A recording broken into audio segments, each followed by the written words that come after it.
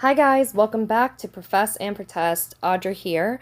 Please subscribe and like for updates and more important conversations to be had in the near future. So I have been waiting to make this video. As you can see, order out of chaos. And we all know that saying runs deep. If you've been with my channel for a while, you understand that I've covered things about secret societies. Well, what's going on around the world and here in America is complete utter chaos, as all of you are aware. A lot have asked about my stance on the coronavirus. And the biggest thing, do I wear a mask? And in simplistic terms, no, I do not. I even posted a video of a nurse speaking out on my channel's page for everyone to watch.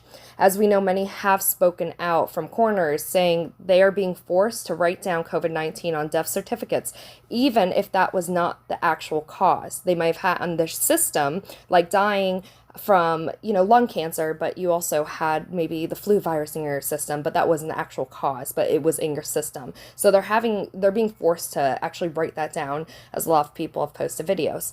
YouTube videos are being taken down left and right, guys, from nurses, doctors, and coroners who are coming forward. I won't sit back and pretend that I don't see through it. If they had nothing to hide, why did the government take down the experts in their fields of medical services? Whereas apparently Bill Gates has his doctorates in medicine? No. It is backwards, and I have many in my family who also do not agree with me, as a majority of a lot of people out there. I did my own independent research, though, to help understand the agenda. And in this article I'm about to read, I will also post down below, guys, in the link so you can read it too. So that way you're not just taking my word for it. I always like to provide where my resources come from. And it is off the American Board of Psychology.org. And what I'm about to get into is explaining how social distancing hurts the immune system and what it does on the human psyche and how fragile it is. So, according to a 2018 national survey by Cigna, loneliness levels have reached an all-time high, where nearly half of 20,000 U.S. adults reporting they sometimes or always feel alone.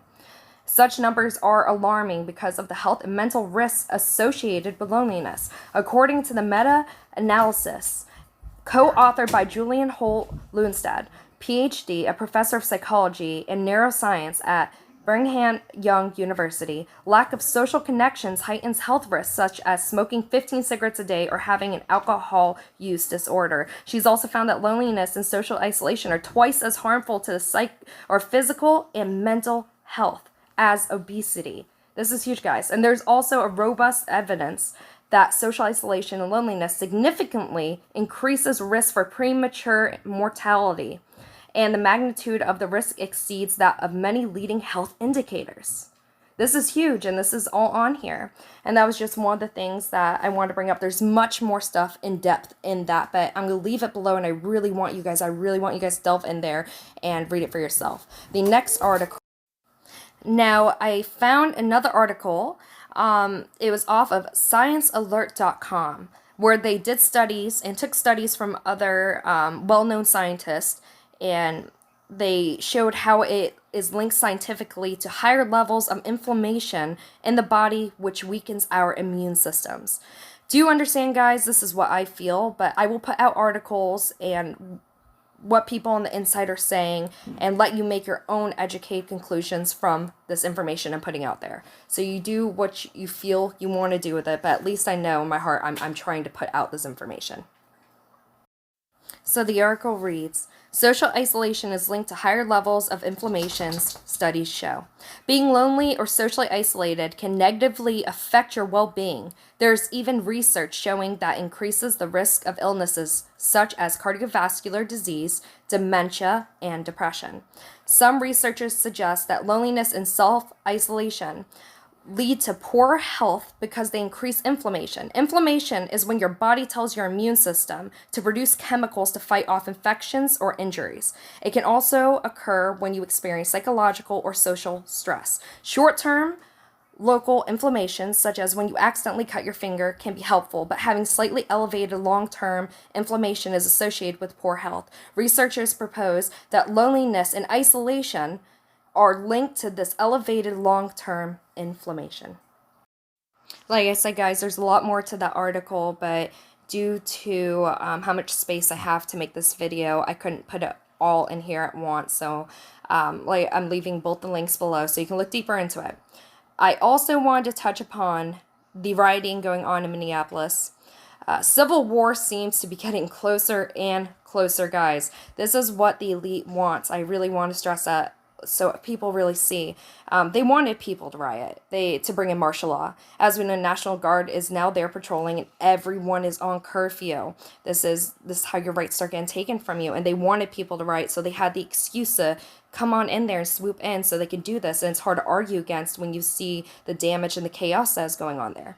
What has happened is absolutely terrible, guys. I do not dismiss that. I don't agree with any brutality, but I will not blame all cops. Where there is power-hungry ones, there are also those great ones who do want to work for the people's well-being. It doesn't excuse any of it, though, but burning down Targets and pharmacies, it's not the way, my friends. This is what they want. They want racial divide. They want people to hate each other. I've even heard some people in our community saying it could be another psyop. Obviously, I can't say at this point that I believe that until I see the facts unfold more and through more time and get more evidence to back up those claims. But there is these theories going around, and I do understand why with past things being staged. I do understand that. I am very open-minded, so if you would, please share your thoughts down below. I'm open for an articulate discussion, guys, so feel free to put that First Amendment to use, and let's have an intellectual conversation below. Please stay safe, everybody, and really read into the articles. I'll post more as I delve into these hard subjects, and I get it, it's uncomfortable, and sometimes in me it's like, maybe I shouldn't speak out about this, but another part is that I want to protect our amendments, the people's rights, and like what I'd posted with Benjamin Franklin saying, I want to stand up for what is right. And regardless, it doesn't matter how hard it is, somebody has to take a stand. And I understand I may get a lot of hate for this, but know that's all in love, and I'm trying to help open others' eyes. All right, God bless. Lay your burden